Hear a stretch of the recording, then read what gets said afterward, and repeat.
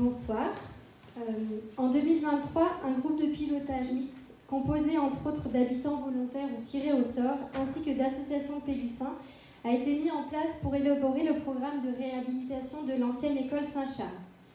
Les travaux de ce groupe de travail, accompagnés par plusieurs structures très compétentes, ont été nourris par toute la matière récoltée auprès des habitants et associations depuis 2021 et de 2 réunions publiques organisées en juin et septembre 2023.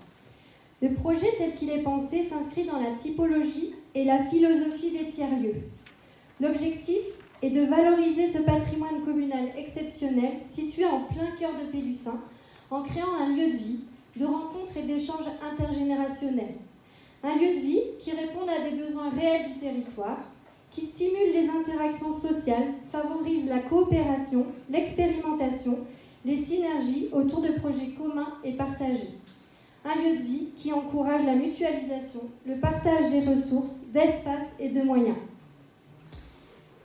Les grands espaces du tiers-lieu à Saint-Charles, définis par le groupe de pilotage, seront dédiés à un lieu d'enseignement artistique qui rassemble et fédère les différentes activités telles que la musique, le théâtre, la danse, les arts plastiques et permet d'accroître la visibilité de ces activités et diversifier leur public. Il y aura également un lieu associatif socio-culturel, avec notamment la mise en place d'un café associatif et d'un atelier de récupération bricolage partagé.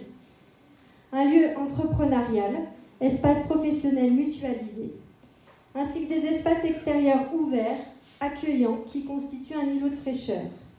Sans oublier la Maison des Frères, qui sera dédiée à des logements à vocation sociale. L'objectif de ce tiers-lieu, vous l'aurez compris, est de promouvoir l'hybridation des fonctions et vocations sociales, culturelles et entrepreneuriales. Le projet s'inscrit également dans une démarche écologique affirmée, en rationalisant le patrimoine bâti communal, limitant les consommations énergétiques, mais également en limitant l'artificialisation des espaces extérieurs et en préservant notamment le patrimoine arboré.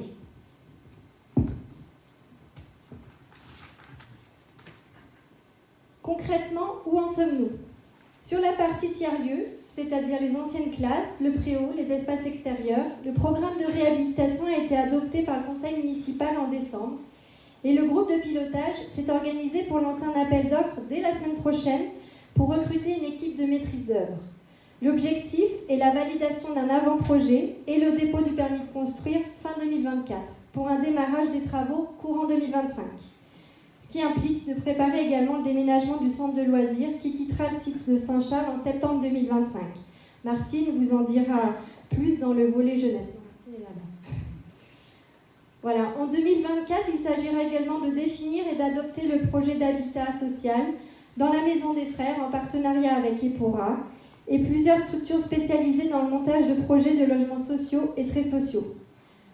Le groupe de pilotage est également mobilisé pour définir la gouvernance du tiers-lieu. C'est le point important et essentiel. La collectivité veut en être la facilitatrice et non la porteuse. Pour que l'élan citoyen puisse s'exprimer au-delà du cadre de fonctionnement limité des institutions et pour garantir la pérennité du lieu au-delà des alternances politiques. Nous souhaitons faire de ce tiers-lieu un modèle de tiers-lieu citoyen, animé et géré par et pour ses usagers. Je terminerai en remerciant toutes celles et ceux qui contribuent de près ou de loin à ce projet et j'invite à nous rejoindre toutes celles et ceux qui souhaitent participer à la suite de l'aventure. Et je redonne le micro à Michel qui va nous parler de coopération dans le cadre des manifestations locales.